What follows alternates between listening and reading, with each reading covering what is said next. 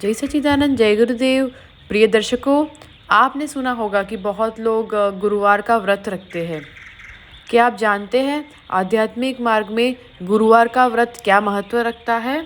जब हम मंत्र जाप करते हैं तो मंत्र जाप का क्या अर्थ होता है? विनियोग मंत्र का क्या अर्थ है? आइए इस वीडियो में हम जानें कि कैसे गुरुवार के व्रत रखने से गुरुदेव के दर्शन होते हैं और गुप्त संकेत मिलते हैं। ओम श्री सद्गुरु परमात्मने नमः। गुरु पूर्णिमा के पुण्य पर्व पर प्रत्येक शिष्य सद्गुरु कृपा के लिए प्रार्थनाशील रहता है। वह यह साधना विधि को पाना अपनाना चाहता है जिससे उसे अपने सद्गुरु की चेतना का संस्पर्श मिले, गुरु तत्व का बोध हो, जीवन के सभी लौकिक दायित्वों का पालन निर्वहन करते हुए उसे गुरुदेव की कृपानुभूतियों का लाभ मिल पाए। शिष्यों गुरु भक्तों की इन सभी चाहतों को पूरा करने के लिए प्राचीन ऋषियों ने गुरु गीता के पाठ, अर्थ चिंतन, मनन व निधि ध्यासन का समर्थन साधना विधि के रूप में बताया था। इस गुरु गीता का उपदेश कैलाश शिखर पर भगवान सदाशिव ने माता पार्वती को दिया था। बाद में यह गुरु गीता नैमिषारण्य के तीर्थ स्थल में सूत जी ने ऋषिगणों को सुनाई। भगवान व्यास ने स्कंद पुराण के उत्तरखंड में इस प्रसंग का बड़ी भावपूर्ण रीति से वर्णन किया है। शिष्य साधक हजारों वर्षों से इसे लाभान्वित होते रहते हैं। गुरु तत्व का बोध कराने के साथ यह एक गोपनीय साधना विधि भी है। अनुभवी साधकों का कहना है कि गुरुवार का व्रत रखते हुए विनियोग और ध्यान के साथ सम्यक विधि से इसका पाठ किया जाए तो शिष्य को अवश्य ही अपने गुरुदेव का दिव्य संदेश मिलता है। स्वप्न में, ध्यान में या फिर साक्षात उसे सद्गुरु कृपा की अनुभूति मिलती है। शिष्य के अनुराग व प्रगाढ़ भक्ति से प्रसन्न होकर गुरुदेव उसकी आध्यात्मिक व लौकिक इच्छाओं को पूरा करते हैं। यह कथन केवल काल्पनिक विचार नहीं बल्कि अनेक साधकों की साधनानुभूति है। हम सब भी इसके पाठ, अर्थ चिंतन, मनन व निधि ध्यासन से गुरु तत्व का बोध पा सके, परम पूज्य गुरुदेव की कृपा से लाभान्वित हो सके। इसीलिए इस ज्ञान की मंत्र क्षमता वाले गुरु गीता के श्लोकों की भावपूर्ण व्याख्या की जाएगी। लेकिन सबसे पहले साधकों को इसकी पाठ विधि बताई जा रही है ताकि जो साधक इनके नियमित पाठ से लाभान्वित होना चाहे हो सके।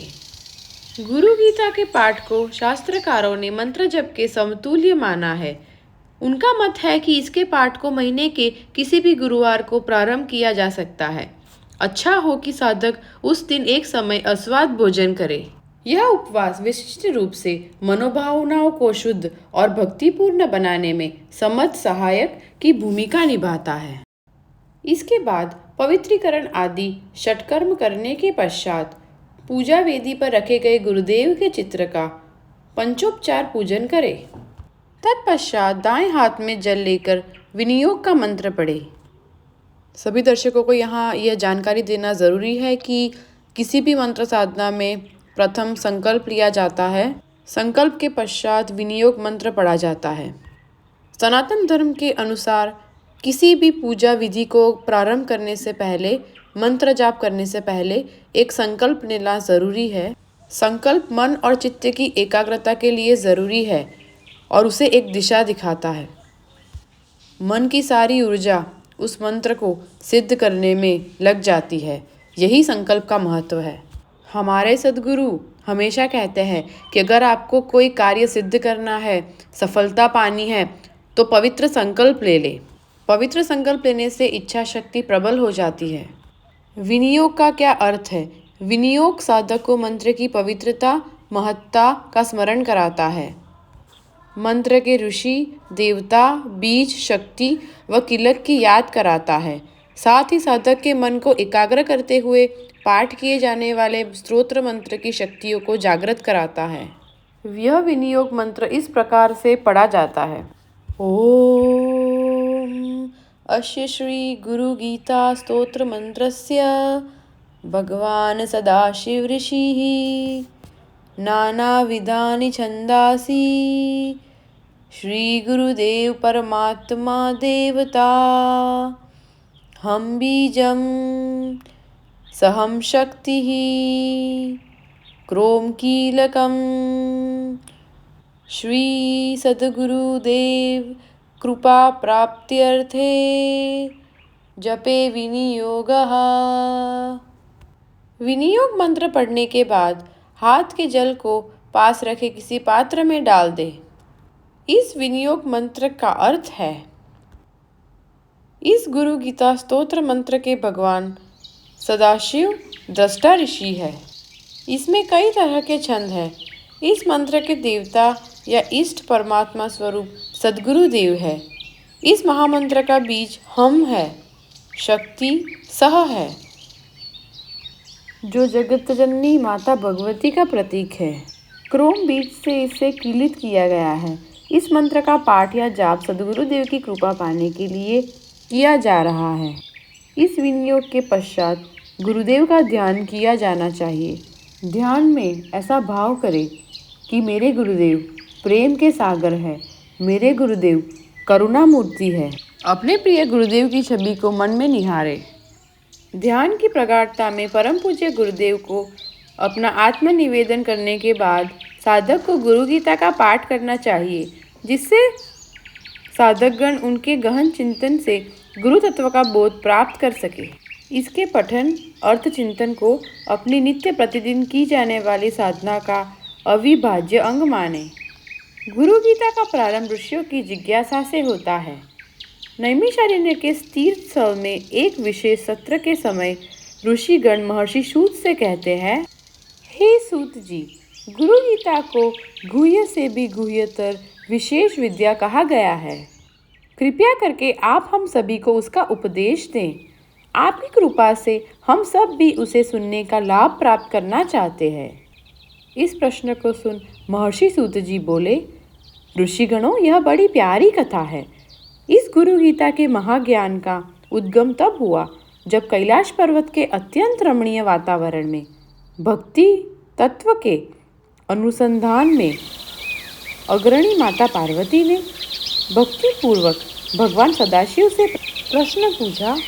देवी बोली, हे देवाधिदेव, हे सदाशिव, हे महादेव, आप मुझे गुरु दीक्षा दें। हे स्वामी, आप मुझे बताएं कि किस मार्ग से जीव ब्रह्म स्वरूप को प्राप्त करता है। हे स्वामी, आप मुझ पर कृपा करें। मैं आपके चरणों में प्रणाम करती हूँ। तो प्रिय दर्शकों, यही है आदि जिज्ञासा, यही है प्रथम प्रश्न, यही वह बीज है जिससे गुरु तत्व के बोध का बोधितरु अंकुरित हुआ। भगवान शिव की कृपा से पुष्पित पल्लवित होकर महावृक्ष बना। इस मधुर प्रसंग में आदिशक्ति जगत माता ने शिष्य भाव से यह प्रश्न पूछा है। चित शक्ति स्वयं आदि शिष्य बनी है। जगत के स्वामी भगवान महाकाल आदि गुरु है। माता पार्वती ने अपनी भक्तिपूर्ण जिज्ञासा से भूत, वर्तमान और भविष्य के सभी शिष्यों व साधकों के समक्ष विनयात याति पात्रताम का आदर्श सामने रखा। जो अपने संपूर्ण अंतःकरण को गुरुचरणों में समर्पित करके गुरु दीक्षा प्राप्ति की प्रार्थना करते हैं, वही तत्वज्ञान के अधिकारी होते हैं। किसी भी तरह से अहंता का लेश मात्र भी रहने से ज्ञान व तप की साधना फलित नहीं होती है। जो जगत माता आदि जननी की भांति स्वयं को अपने गुरुदेव के चरणों में अर्पित कर देते हैं, गुरु कृपा उन्हीं का वर्णन करती है। करुणा सागर कृपालु गुरुदेव उन्हीं को अपने कृपा का वरदान देते हैं। तो साधक भक्त, तो ये हमने जाना कि गुरुवार के दिन गुरु गीता का पाठ कैसे करें और कैसे व्रत की विधि करें। इस व्रत की शुरुआत किसी भी महीने के शुक्ल पक्ष के प्रथम गुरुवार से की जा सकती है। यह व्रत सूर्योदय से सूर्यास्त तक किया जाता है। जागने के पश्चात स्नान एवं आदि क्रियाएं खत्म करके आप पीले रंग के वस्त्र धारण करें तो सर्वाधिक लाभ मिलता है। केवल एक टाइम भोजन करना है, वो भी बिना नमक वाला। शाम के समय संध्या आरती के पश्चात गुरुवार व्रत कथा और गुरु गीता का पाठ करें। यदि आप पूरे विश्वास और सच्चे मन से प्रार्थना करते हैं तो गुरुदेव अवश्य प्रसन्न होते हैं। वैसे तो हमारे धर्म में इसके काफ़ी सारे लाभ बताए गए हुए हैं, जैसे कि यह व्रत करने से भगवान बृहस्पति और भगवान विष्णु प्रसन्न होते हैं और आपको सुख समृद्धि, संतान प्राप्ति एवं घर में मानसिक शांति और खुशहाली प्रदान करते हैं। जीवन और भाग्य में जो भी विघ्न है वो इस व्रत को करने से दूर होते हैं। तो साधक भक्तों में यही प्रार्थना करूँगी गुरुदेव से कि हम सब के आध्यात्मिक मार्ग में वह कृपा बरसाते रहे और हमारा मार्गदर्शन करते रहे। अगर आपको हमारे वीडियो अच्छे लग रहे हैं तो कृपया लाइक, शेयर और सब्सक्राइब करें। तो गुरु गीता भाग 4, जिसमें हम बताएंगे महान संत बोधि धर्म जो भारत से चीन गए थे, उनकी अद्भुत कहानियाँ। जय सच्चिदानंद, जय गुरुदेव।